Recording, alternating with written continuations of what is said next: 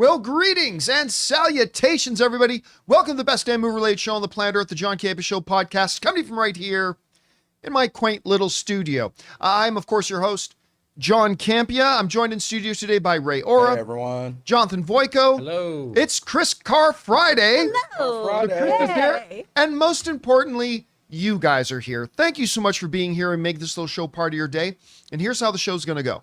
We're going to start off by talking about some predetermined topics. Then in the second part of the show, we're going to take your live comments and questions. If you have a thought, theory, opinion, question, observation that you would like us to address on the show, go ahead and use our tip link that you see on the screen right now at www.streamelements.com/JohnCampea/tip.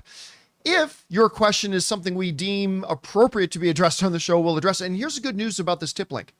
If you're watching this show when it's not being streamed live, you can also send in a question. Just use this tip link anytime, 24 hours a day, 7 days a week. Send it on in and we'll get around to answering it, as long as it's appropriate, on our next episode. All right, guys. We got a bunch of things to cover here today, so let's get things started with this. Don't know if some of you guys have heard, but there's a new Captain America movie coming out. It's still 6 months away, but they've been showing some trailers and footage, and I gotta tell you, I'm liking what I'm seeing. I think everything I've seen so far looks pretty good. Kevin Feige promised at CinemaCon that they wanted to get this back to kind of the more grounded thriller roots of like Winter Soldier. And everything they've shown us so far does that. As grounded as a Red Hulk can be. So it's been looking good. But many of you guys will remember that they did, after Kevin Feige got his power back, they did extensive reshoots. Some reports saying 3 to 4 months of reshoots. To put that in context, generally a movie takes 2 to 3 months to shoot. They did 3 to 4 months of reshoots. So they, depending on who you listen to, some would say they practically remade the entire film. Now, the director of the film is a guy by the name of Julius Onah, or Onah, depending on how you pronounce it. His last name is spelled O-N-A-H. I've seen his name, I've read his name 1,000 times. I've never actually heard it said. But I'm going to go with Julius Onah. Now, he directed a pretty half-decent little film called Loose. L-U-C-E, not L-O-O-S-E. That was pretty good back in 2019, 2018. He also directed one of the worst films I've ever seen, called Cloverfield Paradox. Remember, that's the one that was supposed to come out in theaters, and at the Super Bowl, they announced, by the way, guys, now it's dropping on Netflix, bye. And then they just dropped it on Netflix that day. And then we went, oh, I get it. Oh, yeah, we get it. It's like, why did they do that? Then we saw the movie. It's like, oh, that's why. Anyway, he is the director of record for Captain America 4. But there are reports and rumors going around this morning that are suggesting that Julius has been basically removed from the film. Now, unsubstantiated rumors like this go around all the time, and I usually ignore them. So, John, why are you bringing this one up? Well, the reason I bring it up is because while right now it is to be filed under unsubstantiated rumor, I love rumors. there are, nonetheless, a number of facts that would seem to lend, let's say, credibility to it. First one is this. Going back to World War Z, I can't remember. There haven't been many movies that have basically almost finished and then gone back to square one to start. I can think of World War Z and one or two others. I can't think of a situation where something like that happened and the original director stayed on. I mean, I'm not saying it hasn't happened. I'm just saying off the top of my head, I can't recall a time where a movie was basically reshot from scratch and the director stayed on. Second thing that seems to give a little bit of credence to this is Disney has a track record of this. If you look at Rogue One. Now, the reshoots of Rogue One were not as extensive as the reported reshoots on Captain America, but, you know, Gareth Edwards left. They brought in Tony Gilroy, and he finished off the shooting. Somebody brought up in the live chat a really good example. Sir Malcolm in the live chat, Solo, a Star Wars story, right? They basically had to go back to scratch and redo that movie. And it's unfortunate that two of my favorite guys, Lord and Miller, got taken off. But the end result was a pretty darn good Solo movie, even though it's a movie that should never have been made.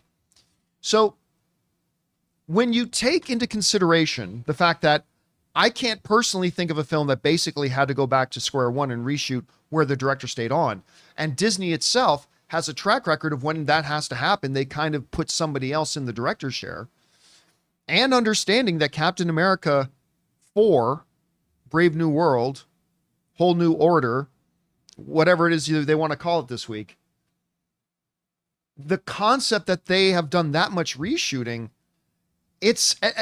and granted, he's done more stuff than I will ever do. But when you have somebody currently in the director's chair who doesn't, let's say, have a firmly established track record, like it might be a little bit different if, I don't know, Quentin Tarantino directed this, or if Martin Scorsese, or if a Denis Villeneuve, or, Ryan Coogler, or whatever. Somebody's got more of a track record, maybe them, but somebody without any kind of a track record to kind of be an anchoring factor. I got to tell you, while I cannot say that these rumors going around today about Julius Ona being taken off the Captain America film, I can give no credibility to it whatsoever. That said, as a movie fan, just hearing that and looking at the information in front of me, I think it's worth a discussion. And I got to say, well, I'm not going to go out on a limb and say 100% that I believe it. I will say I certainly find it believable. Anyway, Chris, thankfully in Hollywood, we don't see something like this happen an awful lot. No. It's rather rare. Was it surprising to you to hear that there are rumors that maybe he's been removed? And when you look at the circumstances surrounding it, is it something that you think could be believable? Are there other things that we're not taking into consideration here? What do you think? I definitely think this is feasible, right? This is a completely plausible thing. What's great about this movie is that the cast is so well media trained. Oh, yes. Anthony Mackie has been doing the Lord's work, just doing, I've done like 8 Marvel projects. Reshoots are normal. And they're usually, anywhere from 2 weeks to 3 months. So it's totally normal that we did these. Tim Blake Nelson recently talked about how great working with this director was and everything. But we saw that same thing happen with the Rogue One cast. Yep, they were all right up to the day of release. They all kept talking about Gareth Edwards. Exactly. So there's definitely precedence for this kind of thing happening. And especially in light of what our main topic is going to be, Disney has been known to shift some things around and yes, they have. Do some things behind closed doors that we're not always privy to.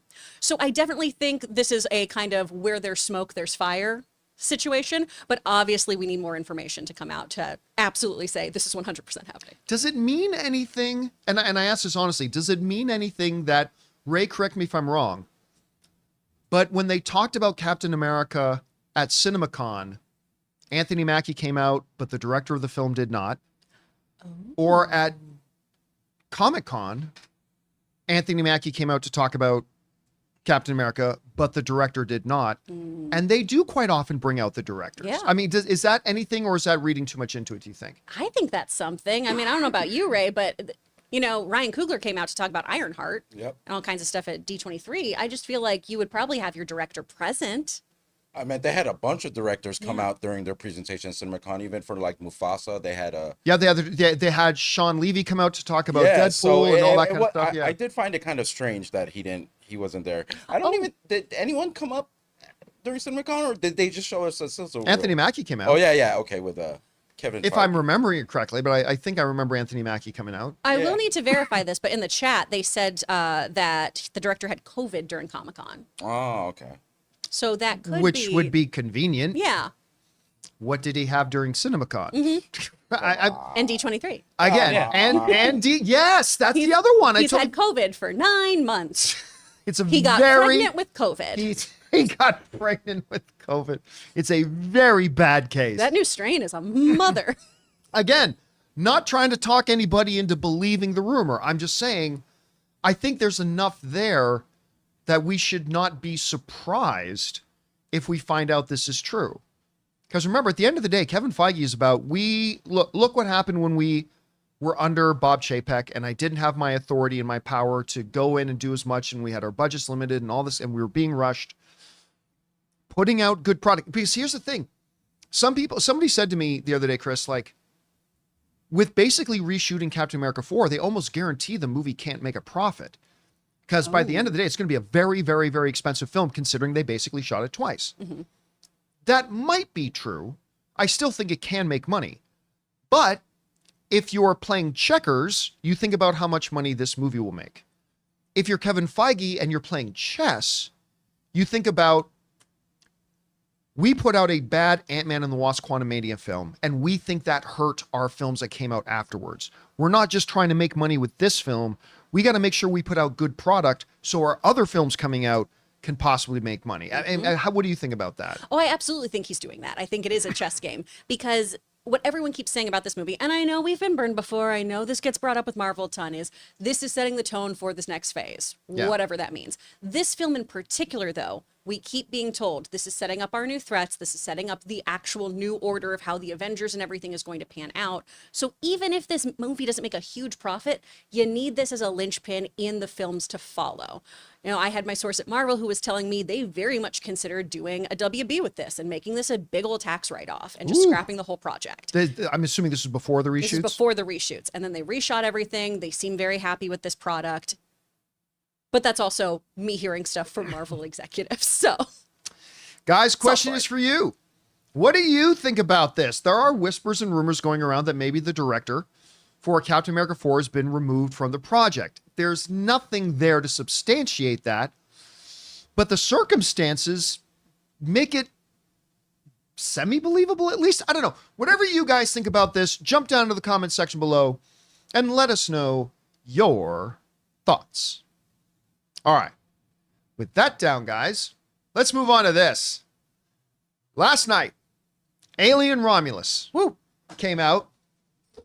Went to go see it. Three of us saw it. I was going to say, I absolutely didn't. Yeah, and I don't think Chris is planning on seeing it. Nor would I recommend you see it. Eye violence. Oh, no. Was there? Yeah, there was that. Well, we'll talk about off screen. Yeah, that's true. So, as has been well documented, I thought this was a dumb idea for a movie. I didn't even think they should make it. I thought Alien was a dead franchise. Then they showed us the presentation at CinemaCon, and I was like, wait a minute, this looks pretty damn good. The trailers have come out, they look great. The first reactions were very solid. So off we went yesterday to go see it. And we won't go into any spoilers here, except to tell you there are aliens. Oh, and then it ends like this. No, I'm kidding. Yeah. And there are face huggers. And I will let you know that some people die. What? Yep. That spoiled the whole damn thing. I mean, But- that's in the trailer. But this is a hell of a movie. This is a hell of a movie. You know, my wife, Ann, hasn't seen any of the Aliens films, so knowing this movie was coming out, she sat down to watch the original Alien films recently, and she really liked them. And, you know, what do I always say about what films are? Films are experiential events, right? We go to have an experience. This movie, I lost count almost about how often our audience, Gets worse than that. how often, oh yeah, there we go. There we go. Why would you? Why? What a bad day to have eyes. What's that? You have an itchy throat? Let me scratch that for you. But I mean, I lost count of how many times our audience, by the way, our theater was packed. How many times our audience audibly, you could hear in the auditorium going,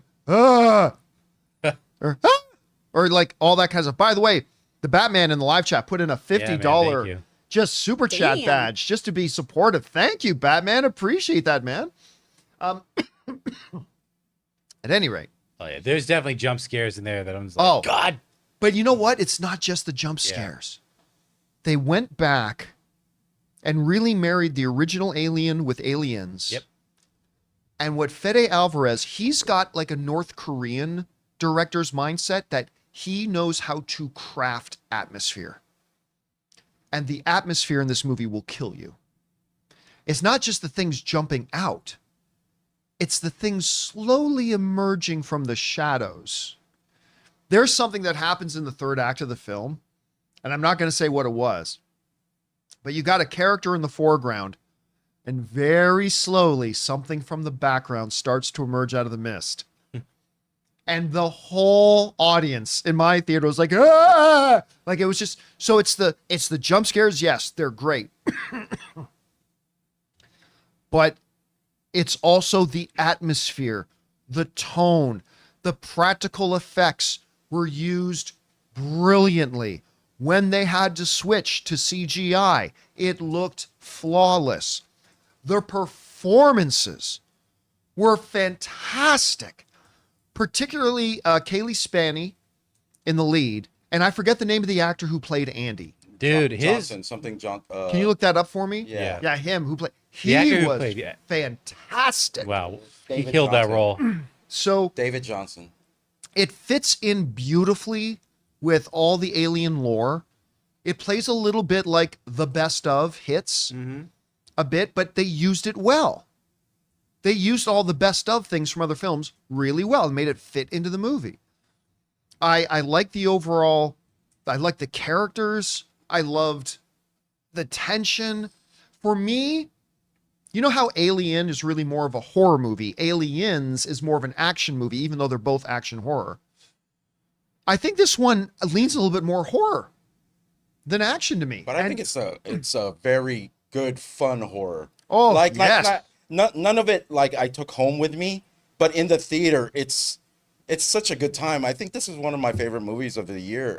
Well- and it's not even wow. genre. Horror is not even my genre. Yeah. It's just how it played out, and just like the whole experience was very. The space very station fun. itself, Oh, it was even so cool. beyond the alien, man, I got more jump scares out of the space station itself. Like Again, if it's an the alarm went atmosphere, off, right? or the whatever the other things it was doing, I'm just like, God, it just sets you on edge because the environment itself is coming at you, and then you got to deal with face huggers and aliens too.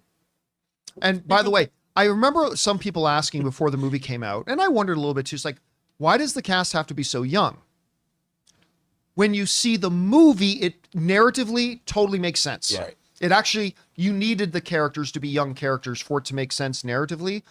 That worked. By the way, CPU also sent in a super chat badge to be supportive. Thank Thank you, you. CPU. Appreciate Also, that. shout out to one of our viewers, David. He actually was sitting right next to me. Oh, really? to be Oh. One of introduced. our viewers was sitting next Yeah, to you. yeah. I was Why trying didn't you introduce me? I was trying to tell you, but you were talking to Ann, and and then by the time he left. But shout out to David. Stop talking to your wife. David- Selfish. David seemed to have a good time. I could see his from the corner of my eye, his feet, and he would jump scare too. So shout out to him, man. Good time.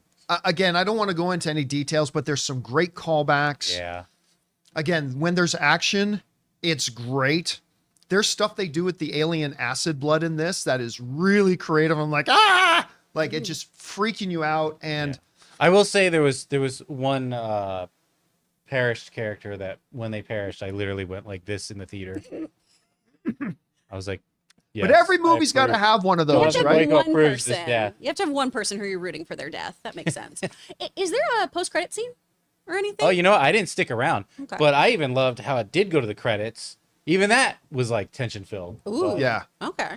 yeah. I want to see a sequel to this. I also want to see a sequel to this. So Like so I was saying it doesn't have to be a direct sequel to this. No. But I want Fede Alvarez in this world.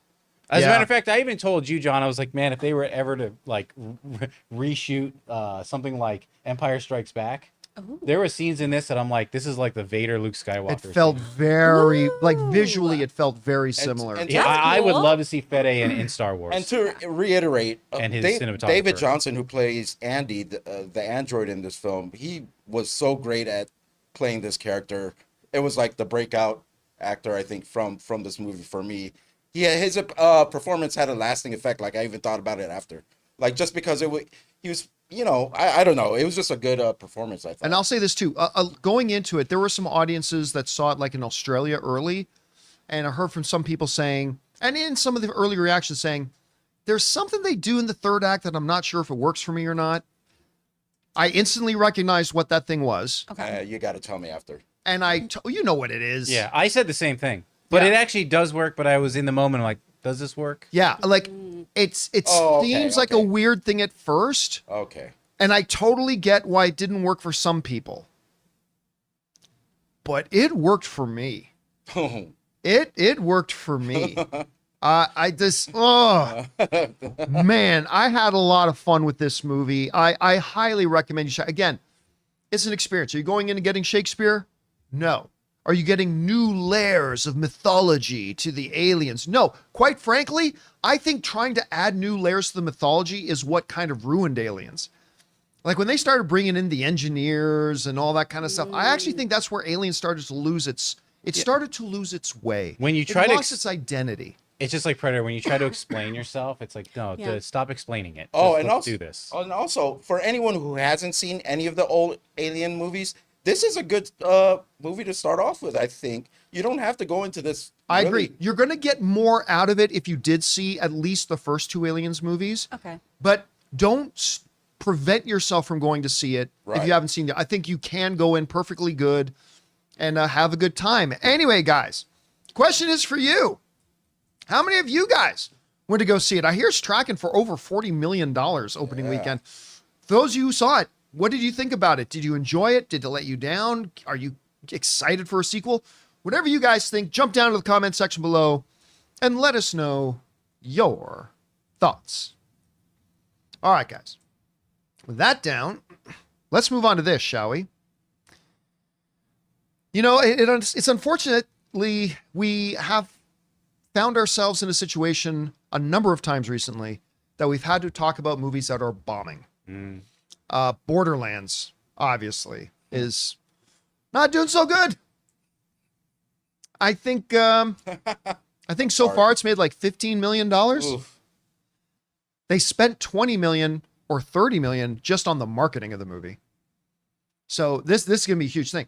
But before Borderlands, there was Horizon. The real man's flop. The real man's flop. The Kevin Costner, who I adore, and I am an unabashed and will always defend Kevin Costner. I love Kevin Costner. The American flop. Phrasing is just weird on that. Real man's flop, baby. But I mean, there's just no getting around it. This movie was an unmitigated disaster when it comes to the box office. It made somewhere in the neighborhood of $34 million at the box office, which barely covered its marketing budget, let alone cutting into its production budget, which that movie alone cost $100 million to make. 3-hour movie too. After you take away the theater's 1/3 cut, this movie came very close, if not made it, lost $100 million. $100 million. Well, now, for all those of you who skipped it in theaters, you're going to get to watch it on Max. Because according to a report now, it's coming out next week. This comes to us from Variety, who wrote the following. The Wild Wild West will soon be available from your couch. Kevin Costner's Horizon American Saga Chapter 1. By the way, never call your movie Chapter something. It just turns people off knowing that, oh, we're not actually going to get to see the full story. Just don't do that. Anyway, is moseying over to Max on August 23rd. The first installment of the Western series, which he co-starred in, co-directed, co-wrote, co-produced, and co-financed. Dang. Details of the life of several characters in the American West during and after the Civil War. Costner planned for the Horizon saga to span 4 movies, the first 2 of which were shot back to back, so the money's already spent. But after the first film's box office disaster, it's unclear how we'll proceed. The second movie in Horizon franchise was pulled from its August 16th theatrical release date after the first film earned only $11 million at the box office in its opening weekend, despite an approximately $100 million budget. Costner stated that he spent $38 million of his own money to finance the film. Hey, you know what? Good on him. Support. If you don't believe in yourself, why should anybody else? So good on him for doing that. Horizon Chapter 2 will bow at the Venice Film Festival on September 7th. Now, here's where it kind of gets interesting. Costner started production on the 3rd movie already. He already started production on the 3rd movie in the series in May and took a pause to promote the first installment. Filming for Chapter 3 was expected to continue in August. I bet you it won't. And key members of the crew have the script for the 4th and final film. So, I can we talk about this for a second? Because, like, do you think you're making Lord of the Rings, Kevin? Yes. Dune didn't even do this. Dune didn't even do it. And I don't even like that franchise that much. And that one is a huge global phenomenon that still waited for its part 2 money. What? Can Kevin Costner get on Blade? Hey man, Things could start rolling pretty soon then.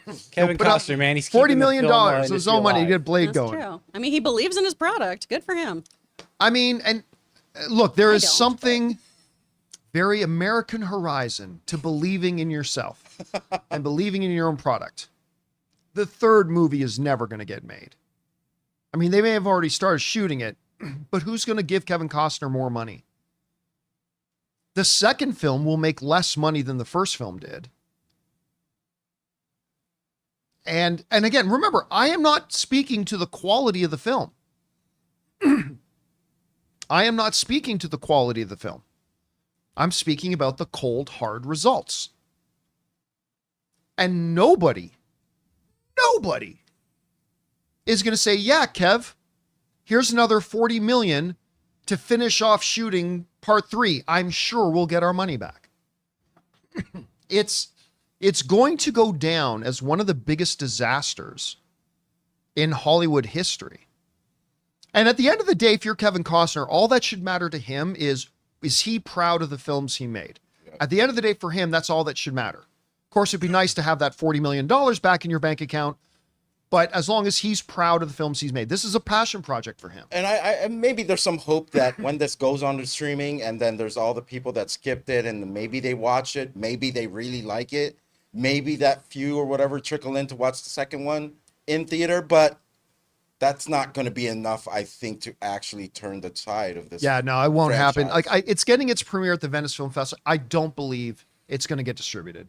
It might be one of those Fathom Events things where they Sure. release it in like 15 cities for a week and then put it directly to streaming after that. But they're not going to put another 20, 25 million behind a marketing campaign for a theatrical run of a second film. So I don't know, Chris. I mean, this has been just unraveling before our eyes for a long time now. What do you make of this? And do you think are you more optimistic? Do you think they'll get around to making chapter 3 and 4? If they make chapters 3 and 4, it will be direct releases, is my thought here. And there is the possibility of, we've seen this before, where things go into theaters and they don't get a lot of traction, but once they drop on streaming, they do finally get an audience. And so we could have that happen here if people finally watch chapter 1, then go, heck yeah, I'm ready for chapter 2. Oh my gosh, I want some more. But then how do you give me more, please? That's how you ask for movies, right? Give me more after 3 hours. After 3 hours, right? I've watched 6 hours of the Wild West. Let's go.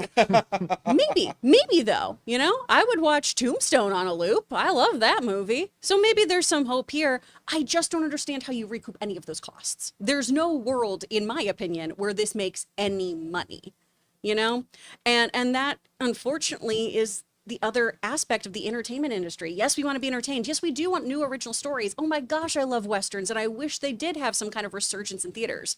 But giving people 6-hour increments of film is probably not the route to take it. I don't know. I'm becoming more and more like you, Ray, of just, why is this movie so dang long? Oh, I don't want to yeah. be here for 3 hours. I got shit to do. I've got a tiny exactly. bladder. Exactly. You know what? We're making this 4 hours. We're making Just- 4 So hours. imagine Chapter 3 if is all 4. of them get You know what? made. Fair.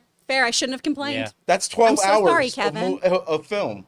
If Yeah. all of them get made, that's more. That's. Well, we don't know that part 3 was going to be 3 hours. And I'm that just part 4 saying. was going to be 3 I hours. mean, Yeah. come on. That's why I said a long time ago it should have just been a 12-part. Each one is 1 hour long series.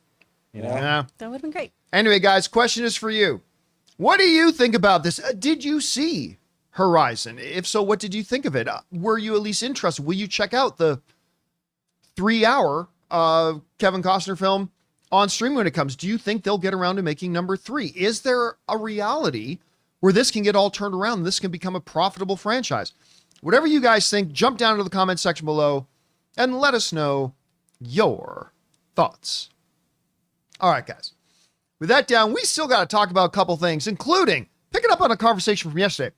We're going to talk about, can the upcoming Fantastic Four movie actually make $1 billion at the box office? I've heard some of your arguments come in. We're going to address those. And The X-Men 97 drama just took a big turn for the more dramatic, as things are getting nasty and dirty laundry is starting to be aired.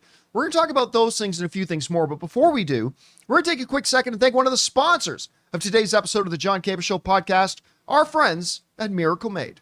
Guys, we want to take a second to thank a sponsor of today's episode, Miracle Made. Guys, it's hot outside and your nighttime bedroom temperature has a huge impact on your sleep quality. So if you wake up too hot or too cold, I highly recommend you check out Miracle Made's bed sheets. Miracle Made sheets are inspired by NASA and use silver-infused fabrics that are temperature regulating so you can sleep at the perfect temperature all night long. There are just so many things that make these sheets so fantastic. We already mentioned the self-cooling properties for better quality sleep, but they're also self-cleaning. These sheets are infused with silver that prevent up to 99.7% of bacterial growth, leaving them to stay cleaner and fresh 3 times longer than other sheets. No more gross odors. So go to trymiracle.com/Campea. That's trymiracle.com/Campea to try Miracle Made sheets today. And whether you're buying them for yourself or as a gift for a loved one, if you order today, you can save over 40%. And if you use our promo code Campea at checkout, you'll get 3 free towels and save an extra 20%. Miracle is so confident in their product, it's backed with a 30-day money-back guarantee. So if you aren't 100% satisfied, you'll get a full refund. So upgrade your sleep with Miracle Made. Go to trymiracle.com/Campea and use the code Campea to claim your free 3-piece towel set and save over 40% off. Again, that's trymiracle.com/Campea to treat yourself. Thank you, Miracle Made, for sponsoring this episode.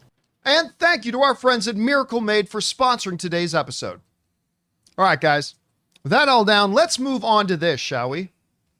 On yesterday's installment of the John Campea Show, we very rarely do a follow-up to something from the day before, but on yesterday's installment of the John Campea Show, one of the topics we discussed, because a lot of people were asking, was, well, now that Deadpool and Wolverine is officially a billion-dollar film, what will be the next Marvel movie to hit the billion-dollar mark? And we went over the 5 confirmed official films that are coming out.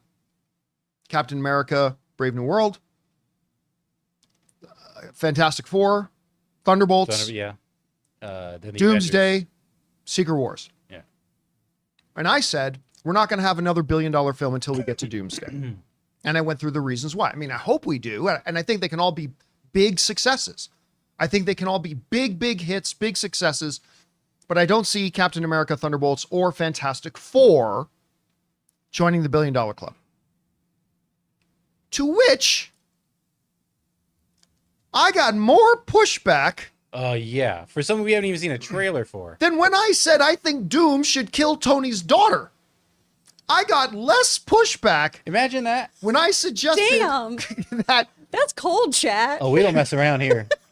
when I suggested that Doctor Doom, if you want to make a big impact on the audience, have a Tony Stark-looking Doctor Doom kill Tony's daughter. He's going to come and say, I'm about to make a name for myself. Not to make a name for myself, yeah. Boom. But I got less pushback on that than I did when I suggested that Fantastic Four would not make $1 billion. Campea, you're crazy. You know, which pills did you pop today, Campea? I think you're on the wrong medication and like all this kind of stuff. John, you're insane if you don't know that once Marvel gets its marketing machine going, this thing will easily be $1 billion film. Okay. I continuously ask people, if you have some foundational bits of data or something that could form the basis to make me reconsider. Hope. What's that? Hope. That's what they have. They have hope. Hope. They said, oh, hope. Some actual data that would make me, oh, you know what? That's a good point. Maybe it can make $1 billion. Look, again, I think Fantastic Four can be a big film. I think it can be very profitable. But when you look at the actual information, I just don't see any reason to believe that it will be a $1 billion film. First of all, the people who would say to me, and many of you did, John, you're crazy. Once Marvel gets its marketing machine going, they put out some killer trailers, this thing will easily be a $1 billion film. You do know that Marvel, I think at this point, has put out over 30 films. 11 of them have joined the $1 billion club. Now that's an ass ton. But it means like 20 or more of them haven't. They flopped. Well, they did flop. But I mean, just putting the Marvel marketing machine behind it does not automatically guarantee Right. a billion-dollar film. Yeah. Sure. Couple of other things I want to point out. They've already done, if we don't count the Corman version of Fantastic Four, Hollywood's already done 3 wide-release big studio Fantastic Four films. You know how they did at the box office? I do. Here's how they did. The first one made $333 million. The sequel, Rise of the Silver Surfer, took a 10% drop, making $301 million. And then the reboot attempt made $167 million. And that 2015 was a huge year for comic book movies. Yeah, very big year. Now, of course, you can make the argument, John, there were some also extenuating circumstances around those ones. Absolutely. I'm not denying that. But the bottom line is, the audience didn't seem all that hungry to run out and see a Fantastic Four film out of any of them. Now, you might then want to say to me, well, John, you know, the Deadpool movies, they didn't make $1 billion before he came to the MCU. But then coming to the MCU made it $1 billion film. Granted. However, the previous Deadpool movies both made over $780 million. $780 million. Joining the MCU added about 27, 28, 29% more. Maybe about 25% more. If you add 25% more to the Fantastic Four totals, you're talking about these movies maybe making $400 million. Mm-hmm. Now, I also try to point out that while the Fantastic Four are a rightfully so beloved, iconic, they are the first family of Marvel.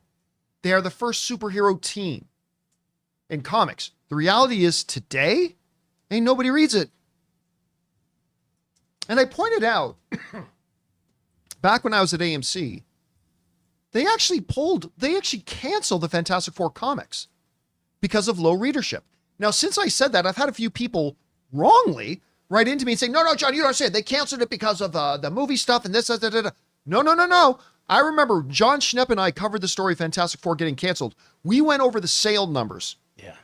Do you remember this, Jonathan? I 100% remember We it. went over the sale numbers. And I remember the conspiracy that they were just trying to hurt Fox. And the sale numbers at that time was that more people were watching AMC Mailbag, which was not one of our big shows, Okay. than were monthly buying the Fantastic Four comics. Well, then Which I somebody would produced. say to me, John, that was then, this is now.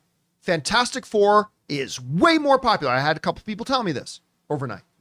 Fantastic Four is way more popular now. Okay.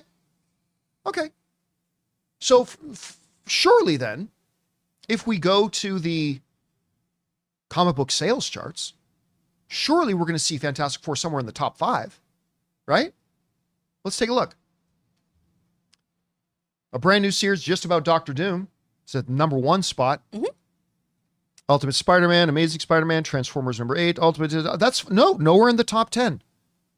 Nowhere in the top 10 do I see Fantastic Four. Well, okay, surely then, in the top 20. Because top 20, okay, that's not one of the top, but that's still respectable if it's in the top 20.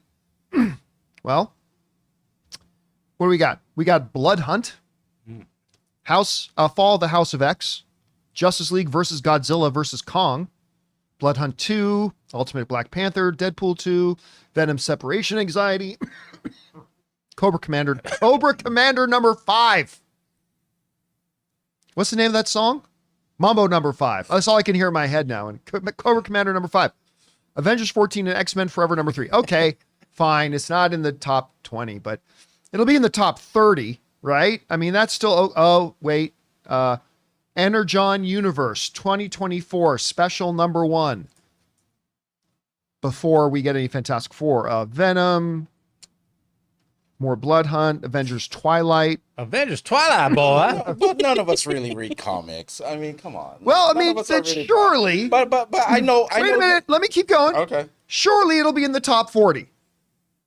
Because I got insisted upon from people yesterday. It's way more. Fantastic Four comic is way more popular today. All right. Daredevil number 9. Void Rivals is ahead of it. What is this? Immortal Black Thor, Lightning TMNT. That looks Wonder good. Woman, Spectacular Spider-Man, Doctor Strange, no. Rook, Exodus number 2. Ah, there we go. Boom. Almost top 40. Fantastic Four number 20 comes in as the number 41. I'm buying it and pushing it to 40. You know what? So few people bought it, that just might do it. Look, am I trying to trash on Fantastic Four? Absolutely not.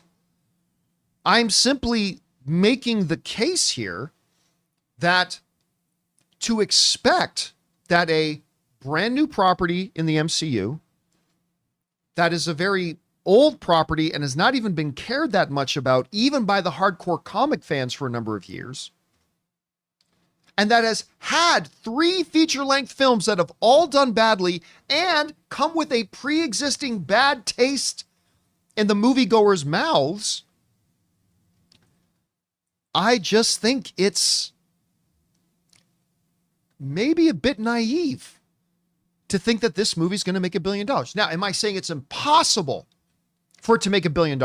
Look, in a world where an Aquaman movie can come out and make $1 billion, it is absolutely not impossible. I'm not trying to suggest that it is. I'm just saying, if you had to put $5 on something, it is you got to give me a good reason to think Fantastic Four can make $1 billion, because I'm just not seeing it, especially when Guardians of the Galaxy 3, which was the 3rd part of a beloved series. Everybody loved it. It was a great movie and it did really well. Made over $800 million, but that didn't make $1 billion. And they were super popular at the time. I just don't see it happening. Well, you know me. I don't care for the Fantastic Four. I think it's Marvel's job to reintroduce this family and make it interesting. I mean, and I think a lot of its success depends also on Brave New World and Thunderbolts, because you know what it has going for it. It has a star power, and also is the movie right before Doomsday. Captain Marvel was right before Endgame, and it made $1 billion. Now, if they could get the ball rolling, Yeah, on but Ant-Man Thunderbolts, and Brave New the World, Wasp came out just Right. before that too, and it didn't make that much money. But I'm saying it's the one right before. I mean, if there's any implications that will cross over to this Avengers movie, it can have that, that success. I'm not saying that's going to be $1 billion, but it has that going for it. Hopefully, if the ball gets rolling, it'll make more money than I actually think it will. I actually don't think it's going to make a lot of money. But if the ball's rolling, I could see it making more than See, what I have in mind. you raise a good point. It's Marvel's job right now to not even reintroduce, to introduce Right. them to the world. That's why I think it's going to be successful, and why I think as a franchise, do I think Fantastic Four 2, Too Fantastic? Yes. I think that one could maybe be $1 billion. Fan to tis. I'll see this one. I don't know, Chris, what do you think? Because you weren't here when we talked about this seriously. Wow. How do you see this? I think there's the potential for this to make a buttload of money. I mean, okay, so back in 2022, Fantastic Four was in the top 10 of comics. Doom being in the top spot right now makes so much sense, because you cannot swing a cat on the internet without having an article hit you about, is Victor Von Doom the greatest Marvel villain of all time? Right. And I think people sometimes separate Doom from the Fantastic Four. What Marvel needs to do is join these two together so we can see that kind of interaction. Because Doesn't look like that's what they're doing, though. I don't think so. No. But that'll help, I think, make them a little greater in the MCU. Rob and I actually talked about this amazing comic book back when we were still doing Weekly Hero called Full Circle. And it was Alex Ross doing this wonderful tribute to the Jack Kirby art and everything. And it's this negative zone, really trippy 1960s kind of storyline. And what we've seen so far from D23 and things like that, from their preliminary test shoots, it seems like this is going to be a weird, wacky, kind of 60s futuristic thing. And I feel like that's kind of your in with this family, is you take something and you do almost the Guardians of the Galaxy approach. This is a storyline, and this is a group that has been sidelined these past few years to kind of these B, C, D listers, aside from major story arcs where we have the Illuminati or Reed Richards' Breaking Bad, or in particular that Doom #1 that you were talking about that has Valeria Richards in it. And you need all the Fantastic Four stuff to get to those juicy storylines. So if Marvel plays their cards right and gives us a really cool setup, gives us a really interesting in point. I loved Rob's theory of they're trapped in a different 1960s universe and get popped over here through the quantum realm or something of that nature. I think you make them fish out of waters. And then if it's a killer story, I think it absolutely has the potential to hit $1 billion. But we've been burned before. That's my through line with Disney today. We've been burned before. So it's all going to come down to the storytelling. Yeah, and it's been so bad with the Fantastic Four. I'm actually excited to see a good Fantastic Four movie. Yeah. And it's almost like Apple taking VR. If Apple can't do the VR thing, then just do away with it. Okay, but to your so point, if Marvel can't make this family interesting, then just let. to your point, Yeah. how many units of Apple VR? Do you I think know. are I'm sold? saying it could go down. But it's the mentality of if Marvel can't do it, Yeah, then it this can't be done. property's done. It's over with. And I believe in this movie. I believe they're going to make a great movie.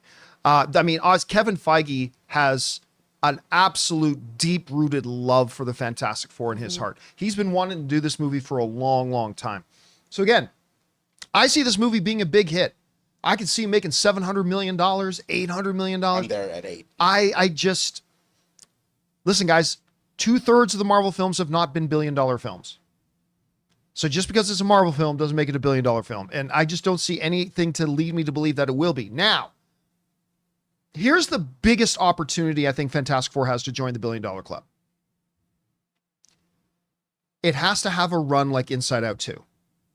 Inside Out 2 had a very good opening, right? Very good opening. But it's not the opening that did it. Inside Out 2 had legs.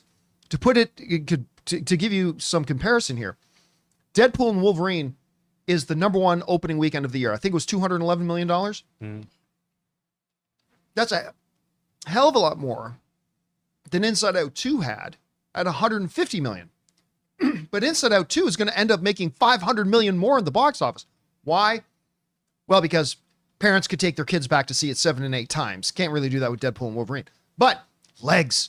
If Fantastic Four is that good, I mean, I'm not talking Doctor Strange 1. I'm not talking like Captain America, the First Avenger, which are good movies, but I'm not talking that level good. I'm talking Winter Soldier level good. If they make Fantastic Four that good, who knows what legs could get it? Maybe it could, but again, I would not put my money on it. Anyway, guys, question is for you. What do you think about this? We're talking specifically about Fantastic Four here. Do you actually think it will? Not could, because everybody acknowledges it could, but will. Is it likely that it'll hit $1 billion? If so, I'd love to hear your rationale as to why. It could maybe change my mind. Whatever you guys think, jump down to the comment section below and let us know your thoughts. All right, guys. With that down, let's jump onto this, shall we? You know, X-Men 97 is a highly celebrated, beloved, property that came out this year. I mean, is it perfect? No, it's definitely a show that's made with the Twitter generation in mind. But was it fun? Was it an experience to watch? Did I stay up till midnight every time a new episode dropped? Yes to all of those questions. It was great. Now, famously, the creator of the series and the main showrunner and the guy who wrote season 1 and season 2, Beau DeMayo, famously, right before the series came out, got fired. Not a lot of information was given as to why. They decided to keep that hush-hush, which is perfectly fine. I respect that. I don't think an employer should be going out and telling the public why an employee got fired. I don't think it's the public's business at all. I think if an employee gets fired for something, the company should just say, we decided to part ways, and should just leave it at that. But now, things are getting spicy. Mm-hmm. Because Brad DeMayo apparently just had his credits taken away for season 2.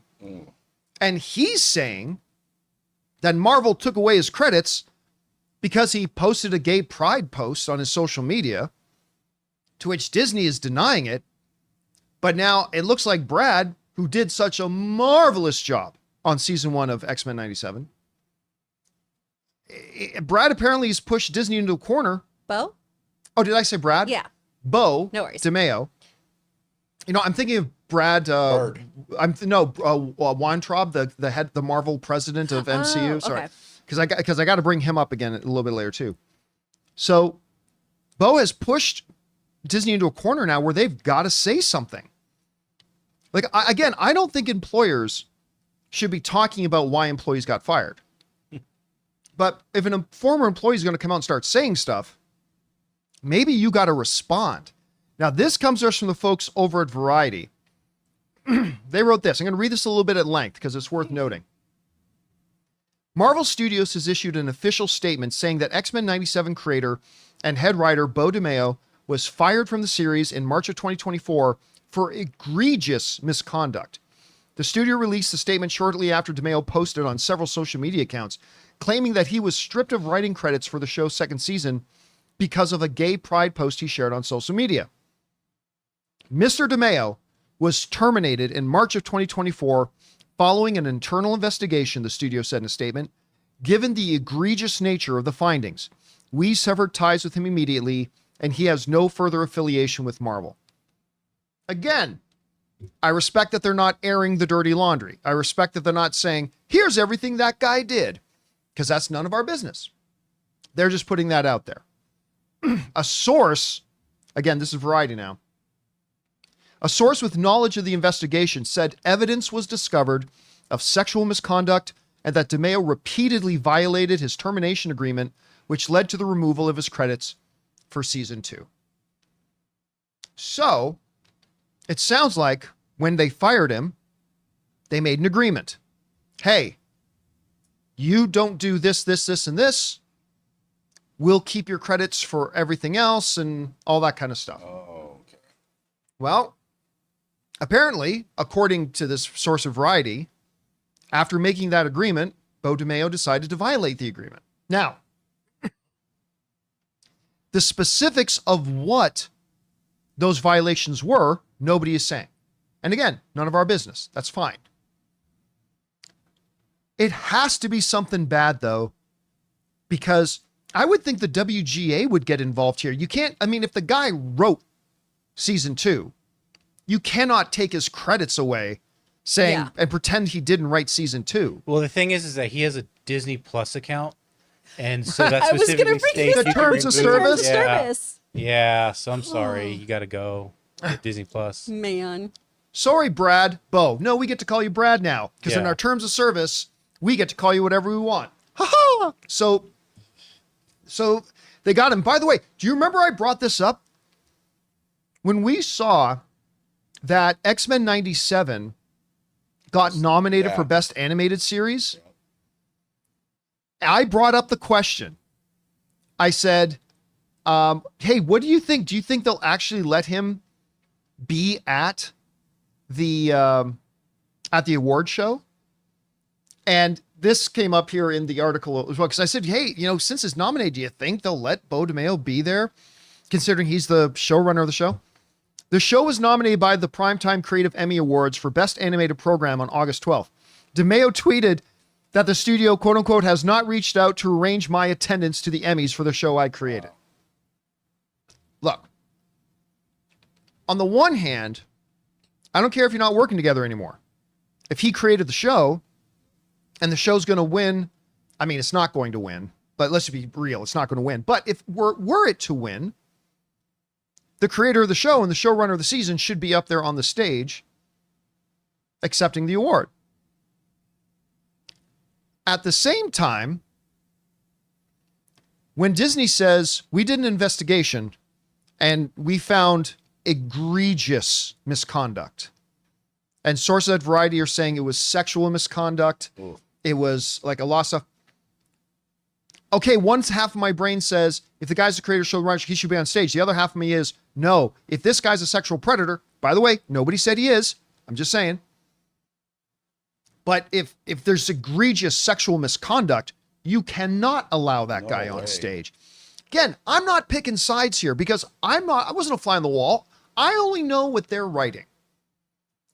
That's all I'm saying. I only know what they're writing.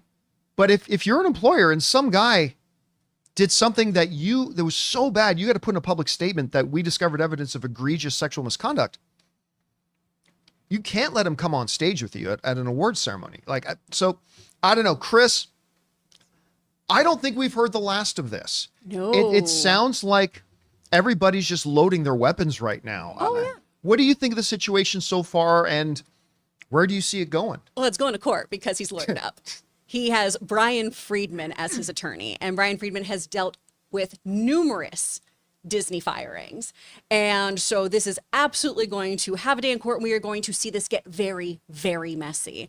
To my dear friends in the chat, I love that you are all sharing information from other videos and other sources that you've seen. To John's point, make sure you are saying allegedly. Make sure you are saying allegedly there is sexual misconduct, because we do not know. BoobQ23 on Twitter said they did this. Exactly. That's not real Exactly. information. We need to have actual data, not just people saying things. Obviously, I think that we should 100% listen to anyone who says that there has been any sexual misconduct behind the scenes here, because that is absolutely abhorrent behavior. What I do want to read is the quote that we have from Deadline 2 that Brian Friedman released, saying, quote, "Having much experience with Disney, the playbook is always the same. Family friendly on the outside, but secretly attempting to plant illegal, unconscionable items in contracts that silence the truth and stop the employee customer from asserting basic constitutional rights. As we will explain through detailed examples, which we will roll out in detail one by one, Disney's model is very clear and a repetitive illegal pattern. Once it gets challenged or exposed, the gaslighting and redirection of the blame toward anyone willing to tell the truth starts through an international, well-oiled publicity machine." So they've got a whole bunch of stuff. They even end this quote with, "Bo DeMeo will bravely tell the truth, so will I stand by." So a lot more data is going to be released from both camps, and it's going to get wildly, wildly messy here. One of the unfortunate things here is it's just, it's rough sometimes too to stand by a fandom or stand by a creator, right? And you can always separate the creator from the art. I love Good Omens. I love X-Men 97. I understand there's problematic things happening with both that are being explored. So for right now, I know that so many people are like, but what's going to happen with X-Men from here?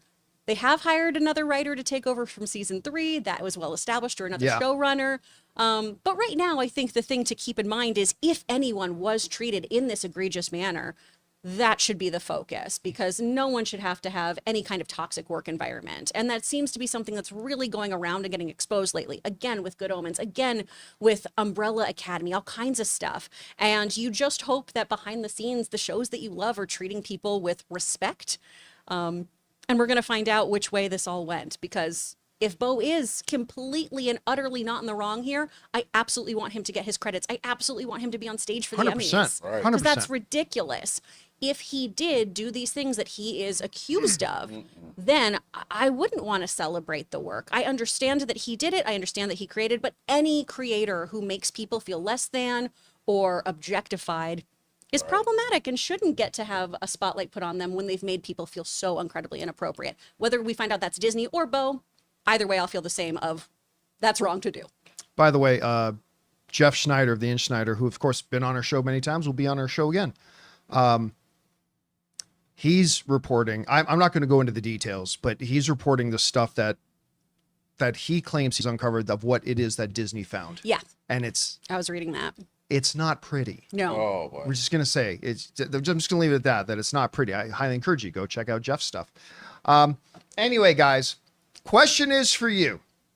What do you think about this? It looks like this show that everybody got together and held hands on and celebrated is now becoming a real fire pit. How do you think this is going to work itself out? How do you think it's going to turn out? If he's right, if he's wrong, whatever you guys think, jump down to the comment section below and let us know your thoughts. All right. With that down, guys, it's time for us to move on to the most important part of our show, which is taking your live comments and questions. But before we do, we're going to take another quick second here to thank another sponsor of today's episode, our friends at Gametime.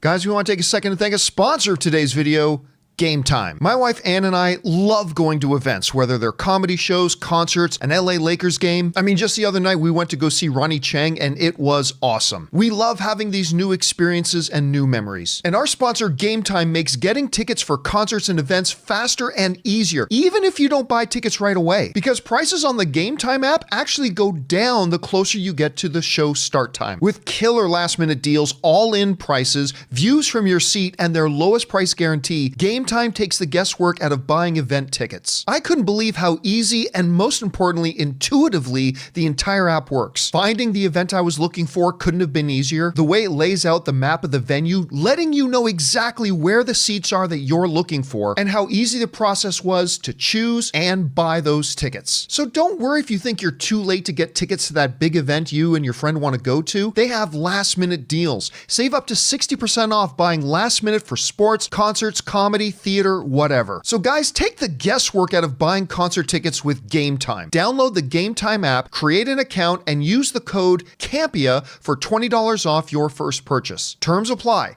Again, create an account and redeem code CAMPEA, CAMPEA, for $20 off. Download Gametime today. Last minute tickets, lowest price, guaranteed. And thank you to our friends at Gametime for sponsoring today's episode. All right, guys, with that down, let's get on to your questions here, shall we? Jonathan, what we got up first? James says, John, this looks fascinating. The life and deaths of Christopher Lee. Here's part of the description of the film. This documentary delves deeper into the aristocratic Italian roots, wartime bravery, post-war Nazi hunting, and even his heavy metal career. I don't know where it's at. I've never heard of it. Either. I haven't heard about this documentary, but they could not make it about a cooler person. Yeah, I mean, holy shit. I'm on board. I'm hooked. I'm going to go look it up now after this. Thanks for putting that on the radar. Yeah. All right, what's next? All right, Nico Mercado says, Kamusta, John, and Adong Barkada. Big love to you guys. Was emotional to see my childhood heroes and villains again on the big screen after decades in No Way Home. But to me, the MCU lost the opportunity to have a more iconic vision for these villains. Thoughts? No? I mean, look, at the end of the day, too, remember, Marvel's approach is that these superhero movies are about the heroes.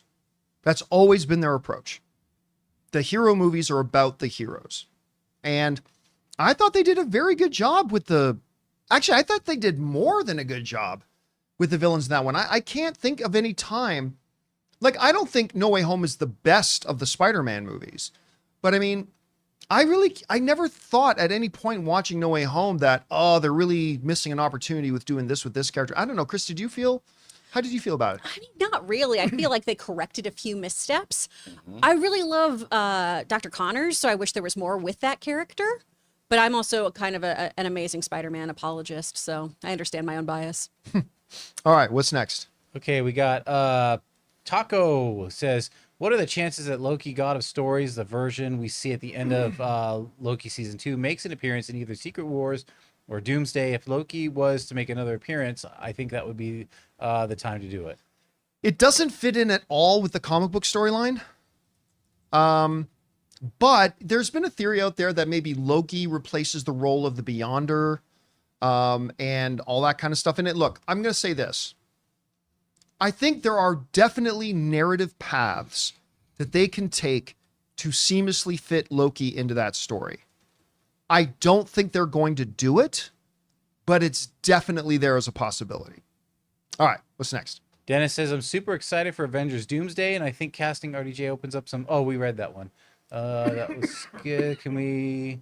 Okay. Mumra says, can we hold Spielberg's Crystal Skull to the same regard as your Spidey 3 thoughts?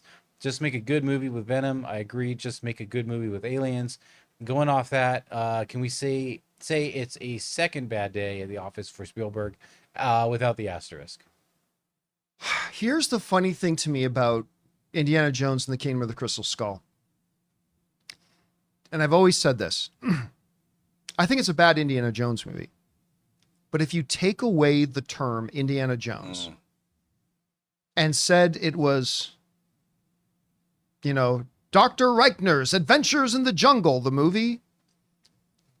You know what? I feel the same way about it as I feel about Superman Returns. I think Superman Returns is not a very good Superman movie, but it's a pretty good movie. And I feel like Kingdom of the Crystal Skull, kind of the same way. I don't think it's a good Indiana Jones movie, but as its own little adventure film, it's actually not a bad little film. Yeah. Unlike Spider-Man 3. So I'm not going to call Crystal Skull a bad day at the office for Spielberg, because I still think he ended up making a pretty good little film. It just wasn't a good Indiana Jones film. I don't know. What would Logan say to that? Oh my gosh. Well, first of all, he'd be like, rewatch Crystal Skull, because the latest film was dog shit. He hated the latest Indiana Jones movie so much. And he's a huge Crystal Skull apologist, which a whole bunch of us, our friends, rewatched it. And honestly, it is better than I gave it credit for when I first saw it in theaters. It does a really great job of doing what Indiana Jones films typically do, of being a product of that kind of time period it's set in. Yeah. It has that atomic age, alien vibe that most films from that era were aiming for anyway, because of the threat of nuclear war and everything. Is it great? No. Is it as bad as everyone makes it out to be? Also probably not. And it's worth it for Harrison Ford just very sadly being like, knowledge. Treasure is knowledge. Like, even he was like, I hate this. All right, what's next? Draconic says, over under 10%, we see Dominic Cooper or John Slattery in an upcoming MCU film to establish the Howard Stark as Doom family lineage. I'd say under. I'd say under. Yeah. Not an impossibility. They like connecting little dangling threads, but so I'm not going to say like 1%, but I'll take under 10. I'm with Jonathan. I'll take under 10 on that. All right, what's next? I Love Books says, second season of An Interview with Vampire is fantastic, with 82% on Rotten Tomatoes and liked by the critics. I hope more watch it. The acting is great. It's one of the best shows on TV. I'm surprised it hasn't got a bigger audience. It's brilliant. What's it on?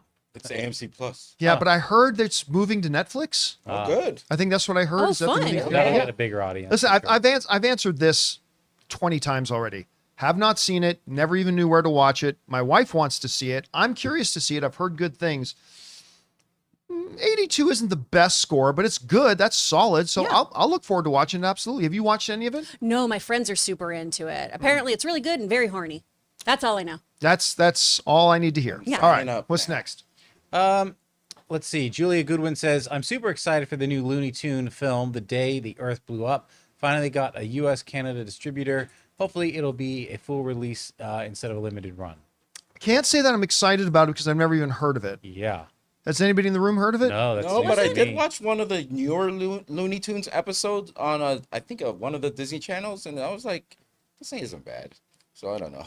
It's never bad. No. Yeah, just the voices were a little, because everyone's voices is different now with the newer cartoons. All right. What's next? Anonymous says, I'm currently recovering and from having an angiogram. Oh, wow. I also had one almost 4 years ago, but that wasn't the only annoying thing that happened that day. I was in recovery when I saw the WB announce the idiotic day and date HBO Max release. will go down in history as the dumbest thing any studio's ever done. The WB decision, and ruined a ton of relationships. That decision they made without consulting their filmmakers and without consulting the people who had movies that they thought were going to be held to go to theaters. When WB made the decision and announced overnight, like a thief in the night, that all the movies we got coming out this year, yeah, we're just going to put them in theaters and on Max in the same day. It ruined the company. I mean, AT&T was already driving that company into the ground and left them in brutal financial straits, which is, the repercussions of which the new ownership is still trying to deal with. But that is going to go down. I'm trying to remember, what was the name of the CEO of Warner Brothers at the time? Oh, It was a C. It had a C in his name, and I'm forgetting his name now. But it's seriously one of the most idiotic. Killar? Was it Killar? No, Jason Clark? Yeah. I think it was. Not a C, a K. Jason Clark. One of the, if not the dumbest decision ever made in Hollywood. And it just about ruined the entire You company. remember AMC was like, well, we just won't run WB movies in our Yeah. theaters. Yeah. Yeah. All right. What's next? Sam Fisher says, I just finished Shoresy season 3. How is it that with all of the swearing and insults and sex and drugs and episode 4, Shoresy ends up being one of the most feel-good and, dare I say, wholesome shows and maybe the best sports show? Well, you just described Canada in general. I'll be honest with you. It's a spinoff. I have never seen any episodes of Shoresy. So I've never seen any of it, so I cannot answer that question. But yeah, if any, I don't suppose any of you guys watched any of Shorzy? My best friend Megan is super into it. I thought the spinoff idea looked really stupid personally because I love Letterkenny and went, why would you do a show about this guy? And apparently it is wildly wholesome and really sweet in spite of all of those things. But again, it doesn't just sound like you're talking about Shorzy. It sounds like you're talking about Canada in general in that statement. All right, what's next? We got, they call me Deep Impact, says, hey peeps, the third act of Alien Romulus is what saved the film for me. I don't know. I feel like he talks in action talk. If his name is Deep Impact, there are some great scenes and kills, but the thing that I didn't like the most are the characters, except for Andy. That was great emotion there, I Jonathan. love the Oh my love the gosh. Wow, characters. man. Check. Let's give it up for Jonathan right there, man. Yeah, No, give it up for brought Deep life. Impact. Deep Impact. Brought life to Deep Yeah. Impact. Deep Impact. I thought the characters were great. Even the character that everybody else in this room didn't like, when they give an explanation in the movie as to what is kind of motivating him and pushing him, it made me look at the character totally differently. So, I mean, again, I still wanted to push him into the vacuum of space, Yeah. but that's just me. all film is subjective, and if it hit you one way, that's perfectly fine. But I just gotta say, for me, the character's one of the strengths of the films for me, honestly. But that's just me personally. All right, what's next? Oh, wow. Well, I had no idea there was more to this. So, there's no camaraderie of the gang we are supposed to have an attachment to, like did for the first two Alien films. I think that's what the movie's missing. Fun from the crew, so kills become more emotional.